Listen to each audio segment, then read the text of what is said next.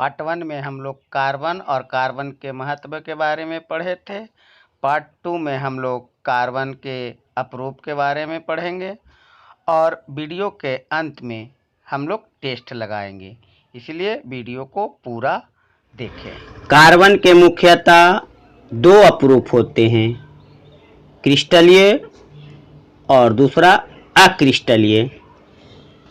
क्रिस्टलीय अपरूप कार्बन के वे अपरूप जिसमें कार्बन परमाणु निश्चित व्यवस्था में व्यवस्थित रहते हैं और एक निश्चित ज्यामिति में निश्चित बंद कोण का निर्माण करते हैं, उन्हें कार्बन के क्रिस्टलीय अपरूप कहते हैं।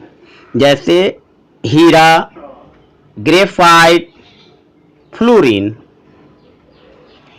इसकी एक निश्चित ज्यामिति आकार होती है, इसीलिए ये क्रिस्टलीय अपरूप का उदाहरण है।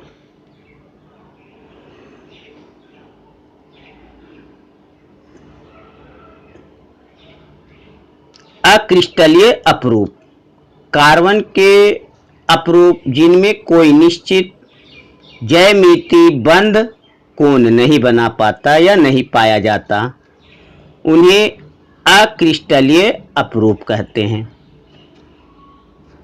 जैसे कोल, कोक, काठ चारकोल, जंतु चारकोल, गैस कार्बन और काजल।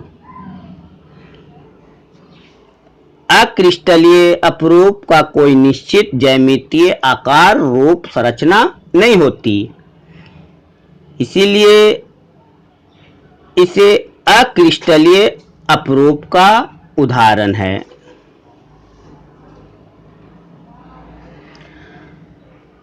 अब हम क्रिस्टलीय अपरूप हीरा के बारे में पढ़ेंगे। इसका पहला पॉइंट है, हीरा कार्बन का एक अति शुद्ध रूप है। यहाँ पे एक सवाल पूछा जाएगा। सवाल क्या होगा? कार्बन का वह शुद्धतम रूप क्या है? तो आपका आंसर होगा हीरा। दूसरा पॉइंट है, हीरे में प्रत्येक कार्बन परमाणु अन्य 4 कार्बन परमाणुओं के साथ बंधित होकर ठोस त्रिआयामी चतुर्थफलीय संरचना बनाता है। जैसे हीरा की संरचना क्या हो गई कि एक कार्बन अन्य 4 कार्बन के साथ त्रिआयामी बंध बनाती है, उसे हम त्रिआयामी चतुर्थफलीय संरचना कहते हैं। ये आपका हीरा का संरचना है। इसमें एक सवाल आएगा, हीरा का संरचना कैसी होती है? तो आपका आंसर होगा चतुर्थफलीय। अगला पॉइंट, प्रबल सहसंयोजक बंधों से निर्मित हीरा अब तक का ज्ञात सबसे कठोर पदार्थ है। यहाँ पे पहला सवाल इसमें होगा कि सबसे कठोर पदार्थ क्या है? तो आंसर होगा हीरा। दूसरा सवाल, हीरा कठोर क्यों होता है? तो प्रबल सहसंयोजक बंधों से निर्मित होने के कारण हीरा कठोर होता है। अगला पॉइंट है, हीरा का गलनांक 3843 केल्विन होता है। यहाँ पर भी एक सवाल है, हीरा का गलनांक कितना है? तो 3843 केल्विन होता है।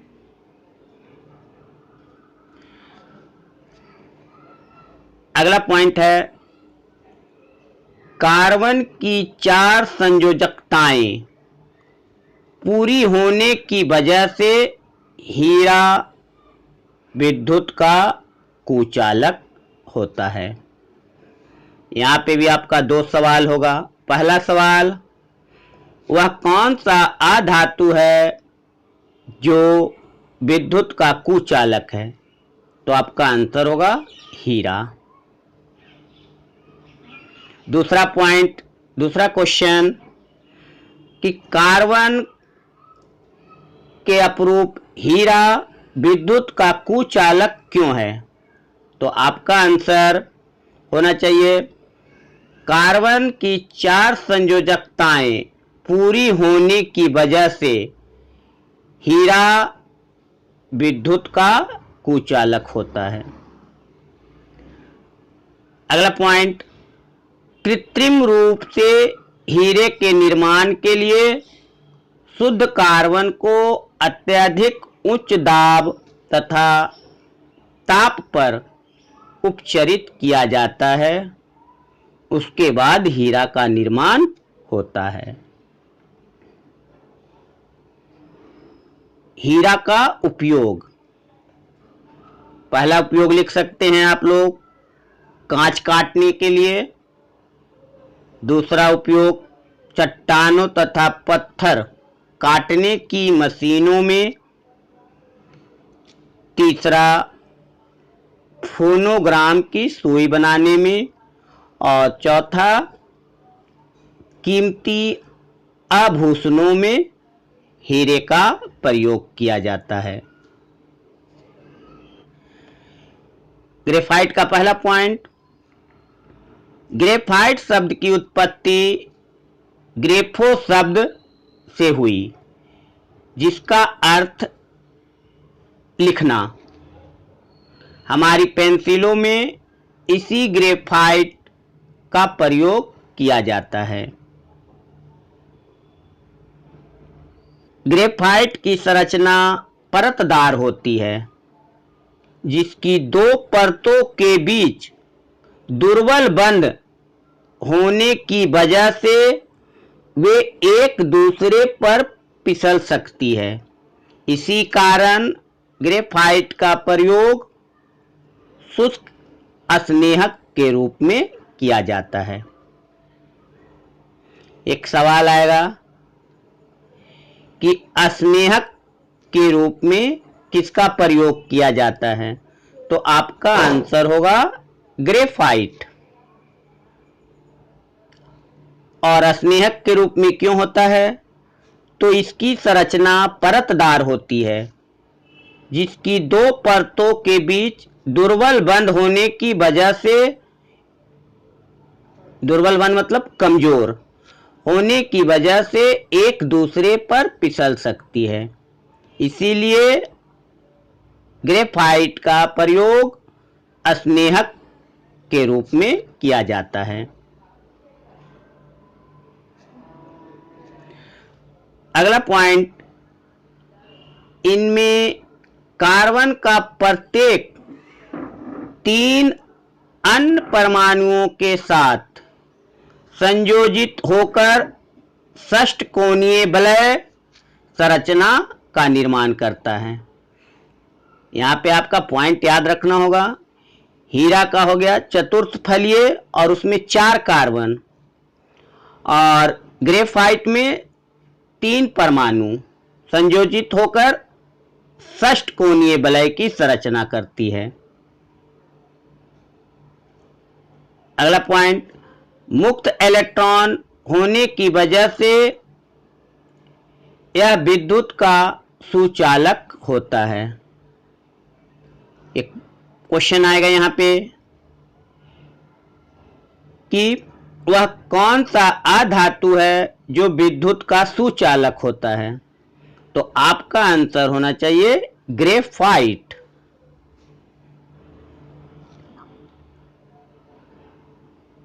और विद्युत का सुचालक क्यों होता है? तो मुक्त इलेक्ट्रॉन होने की वजह से यह विद्युत का सुचालक होता है। ग्रेफाइट चमकदार, अपारदर्शी तथा काले रंग का होता है। ग्रेफाइट का उपयोग, पहला पेंसिल बनाने के लिए, दूसरा स्नेहक के रूप में, तीसरा सुचालक होने की वजह से इलेक्ट्रोड बनाने के काम में, चौथा नाभिकीय परमाणु भट्टी में मंदक के रूप में काम करता है। मंदक के रूप में मतलब धीरे धीरे ऊष्मा प्रदान करना। पांचवा उपयोग है लोहे की वस्तुओं पर पॉलिश करने के लिए भी ग्रेफाइट का प्रयोग किया जाता है। फ्लोरीन, फ्लोरीन में कार्बन परमाणु एक फुटबॉल की संरचना में व्यवस्थित होती है। आपने फुटबॉल देखा होगा, जैसा फुटबॉल रहता ठीक उसी तरह फ्लोरीन की संरचना होती है। इसका नाम अमेरिका के प्रसिद्ध वास्तुकार बकमिस्टर फ्लोरीन के नाम पर रखा गया। फ्लोरीन के एक अणु में 60, 70 या इससे अधिक कार्बन परमाणु हो सकते हैं।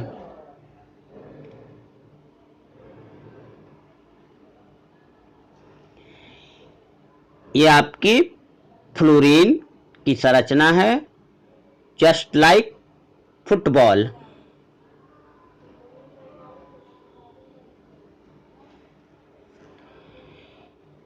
C60 यानी कार्बन 60 सबसे अधिक अस्थाई संरचना है।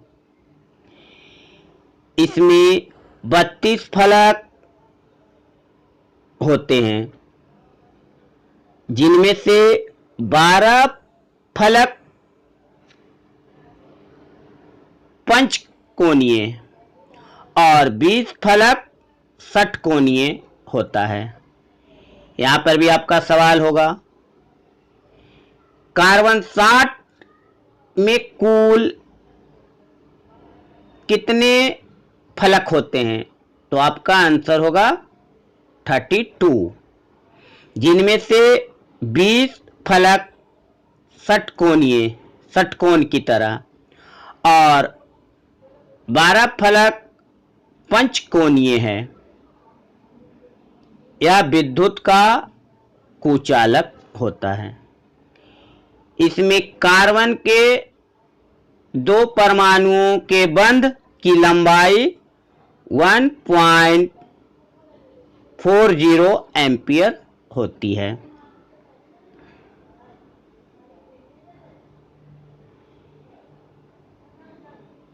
यहां पे एक सवाल आएगा कि फ्लोरीन में 2 परमाणुओं के बीच बंध की लंबाई कितनी है?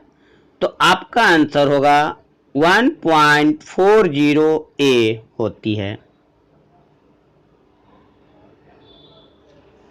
फ्लोरीन का उपयोग, फ्लोरीन का उपयोग प्राकृतिक गैस के शुद्धिकरण में, जो नेचुरल गैस होता है उसकी शुद्धिकरण में फ्लोरीन का उपयोग किया जाता है। दूसरा, आणविक वायरिंग में भी फ्लोरीन का उपयोग होता है। उच्च ताप पर अतिचालक होने के कारण तकनीकी रूप से उपयोगी है। अब हम लोग टेस्ट लगाते हैं। पहला सवाल है, कार्बन का शुद्धतम रूप कौन है? तो इसका आंसर हो जाएगा हीरा। दूसरा सवाल, पेट्रोलियम में कार्बन कितना प्रतिशत है? तो इसका आंसर हो जाएगा 0.2%। सवाल नंबर 3, पृथ्वी पर कार्बन मुक्त अवस्था में किन किन चीज़ों में पाई जाती है? तो इसका आंसर हो जाएगा हीरा, ग्रेफाइट और फ्लोरीन। अगला सवाल है, वायुमंडल में कार्बन डाइऑक्साइड कितना प्रतिशत है? तो इसका आंसर हो जाएगा 0.03%। सवाल नंबर 5, सबसे कठोर पदार्थ कौन है? तो इसका आंसर हो जाएगा हीरा। सवाल नंबर 6, हीरा का गलनांक कितना है? तो इसका आंसर हो जाएगा 3843 केल्विन।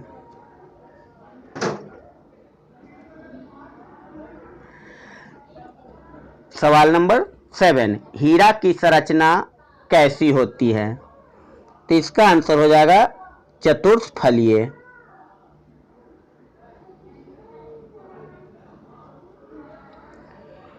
सवाल नंबर 8, कार्बन की संयोजकता कितनी है?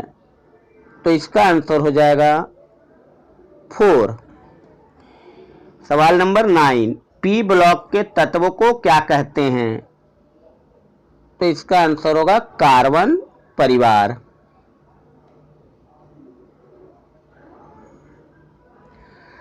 सवाल नंबर 10, कार्बन की बाहरी कोश में इलेक्ट्रॉनों की संख्या कितनी है? तो इसका आंसर हो जाएगा 4।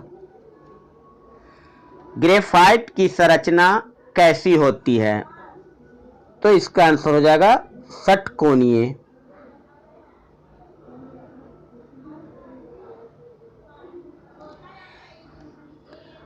सवाल नंबर 12, ग्रेफाइट की उत्पत्ति किस शब्द से हुई? तो इसका आंसर हो जाएगा ग्रेफो।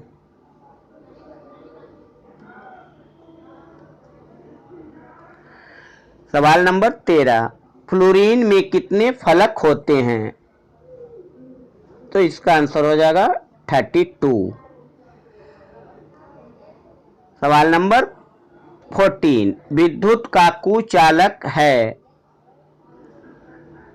तो इसका आंसर हो जाएगा हीरा।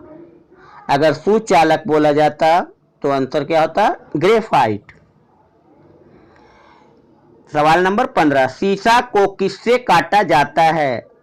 तो इसका आंसर हो जाएगा ग्रेफाइट।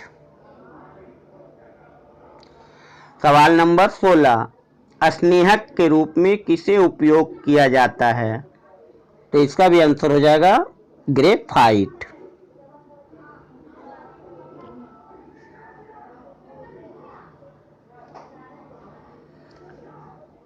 सवाल नंबर 16, फुटबॉल की संरचना कैसी होती है? तो इसका आंसर हो जाएगा फुटबॉल की तरह। सवाल नंबर 18, फ्लोरीन की संरचना में 2 परमाणुओं के बीच की लंबाई कितनी है? तो इसका आंसर हो जाएगा 1.40 A। सवाल नंबर 19, फ्लोरीन की संरचना में कितने षटकोणीय फलक होते हैं? तो इसका आंसर हो जाएगा षटकोणीय 20 और पंचकोणीय 12। सवाल नंबर 20, फ्लोरीन की संरचना में कितने फलक होते हैं? तो इसका आंसर हो जाएगा 32।